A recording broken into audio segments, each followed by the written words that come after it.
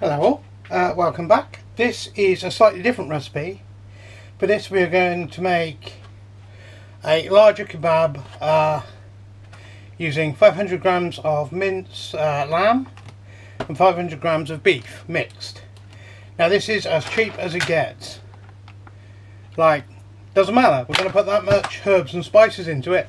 You can use the cheaper cuts, it doesn't matter.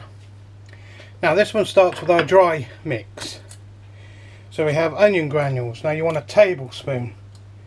Obviously if you're using a small amount of meat, use a small amount of herbs. So a tablespoon of onion.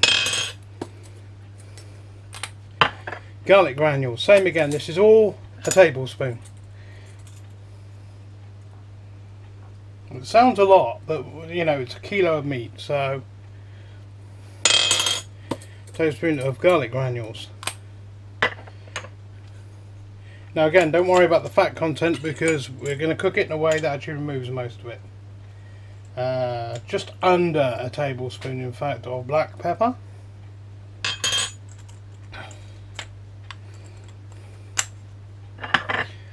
A tablespoon of ground cumin.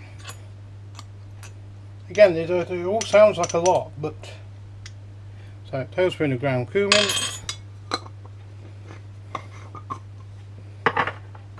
Tablespoon of ground coriander. Again, I do not say these are authentic recipes. These are just recipes that work, that kind of rely on spices that are quite easily bought from the major supermarkets, because we don't want to go traipsing around trying to find obscure spices. You know, I'm not Nigella. My tits are bigger. Right. And we have a tablespoon of salt. Again, it sounds like a lot, but it's a kilo of meat. And plain flour, tablespoon.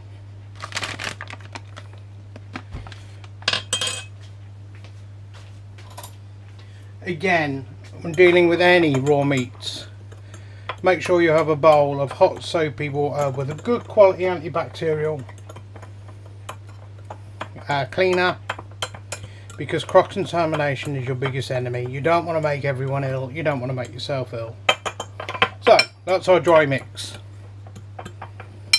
I'm also going to need a splash of oil. For this I found some chili infused rapeseed oil.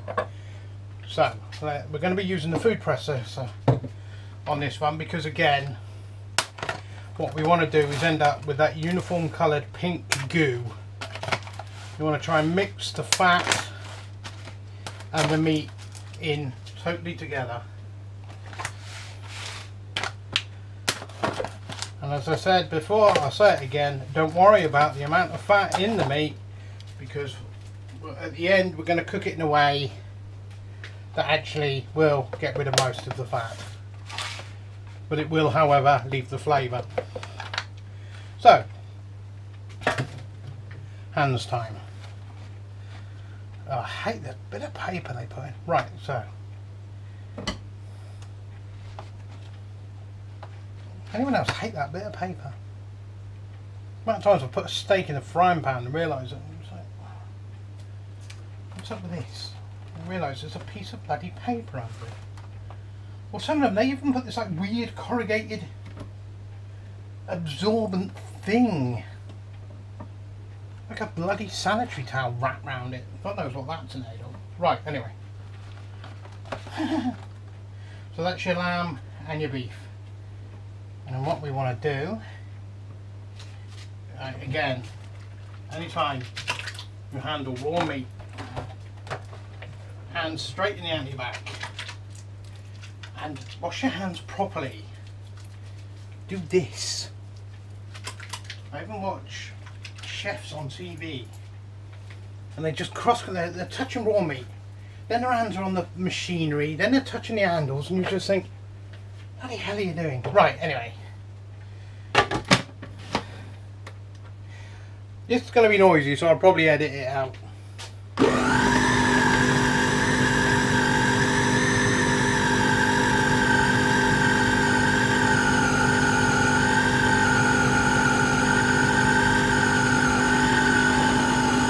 start adding the dry mix at this point.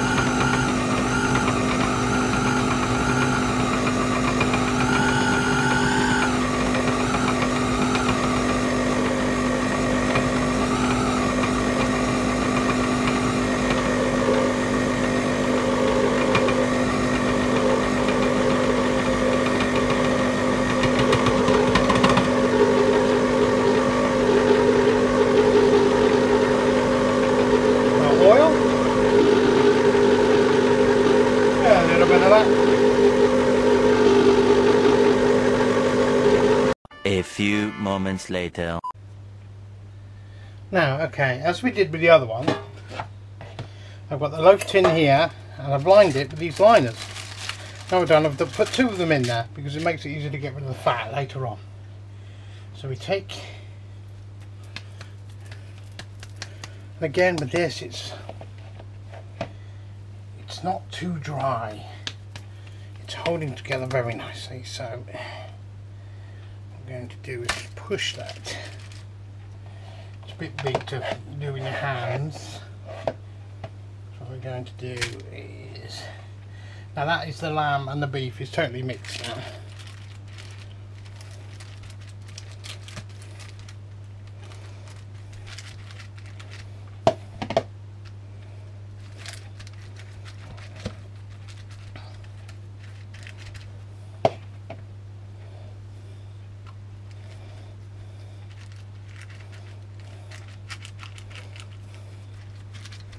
And again, I said it before, I'll say it again, and I will keep saying it. Raw meat. So do not touch anything else while you're doing this, unless it's going straight in the machine. Do not touch the sides of the pan. There we go. And then again, that goes into an oven. You want to cook this one at 1 kilo for probably nearer 2 hours. But certainly take it out and check it after 40 minutes every time. Right, into hands. Nice antibacterial wash.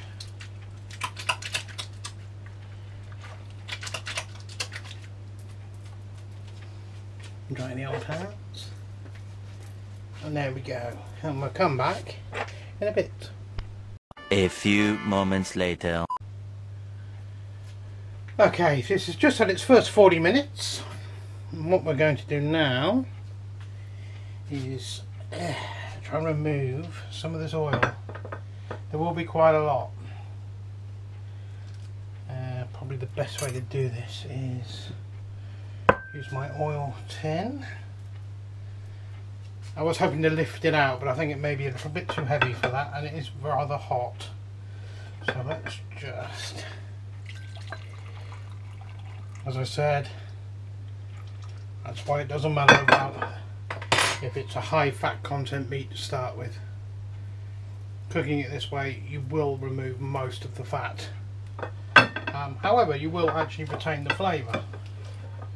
Fat is flavour. If you buy lean meat to start with a very low fat content,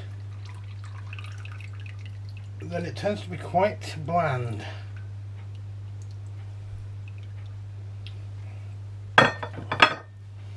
And especially as this is lamb, it's going to have a lot of fat in it anyway.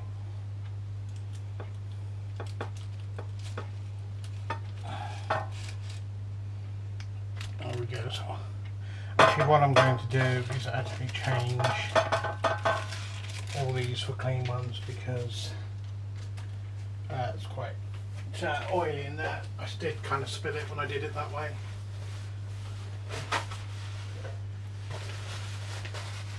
So we'll quickly just get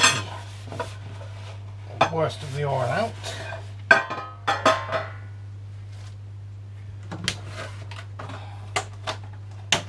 Put a new liner in. And again, they're like cake cases. You've got to be so careful. You normally end up with half a dozen in there. I'm thinking you've only got one in there, you know. They stick together like that. Right, okay, now what I want to do with this is turn this over now. Cook it the other way up for its second 40 minutes. It should be relatively well cooked anyway by now, but either way, there we go. It doesn't look very appetizing when it's like that, so we'll just put that in there, and then we'll do is put that back in the oven for another 40 minutes.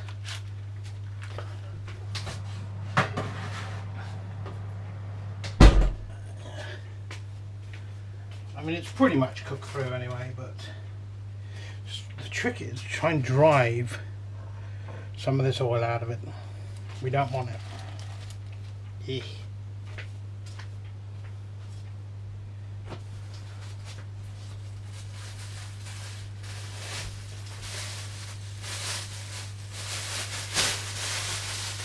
I've had some health worries this year, and because of the, I'm not going to go into details, but because of the treatment I've received, it's meant I have put on a lot of weight.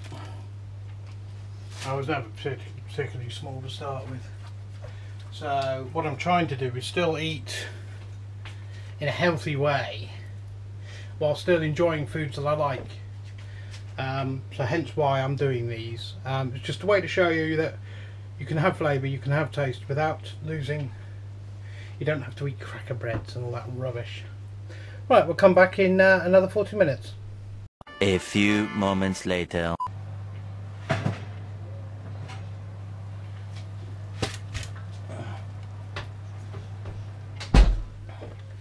Okay,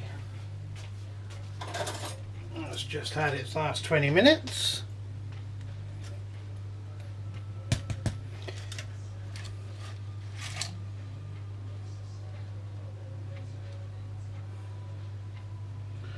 Now to do something about the oil that's still remaining within it. I mean, again, that's a lot of oil coming out of it. But what I'm going to do now is using the skewers. Sorry about the light issues, it's now evening obviously, and it's just now starting to get a bit dark in here. And I don't have sort of, you know, professional videoing equipment, so now what I'm doing is actually pushing them high on one end and down so they come out at the bottom like so, and the reason for that is it can have a low point. Now I'm not going to put that back in the oven. I'm going to leave that to rest now. It should be cooked all the way through.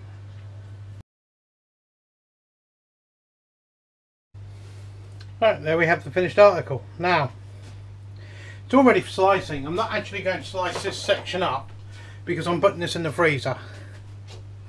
But just to show,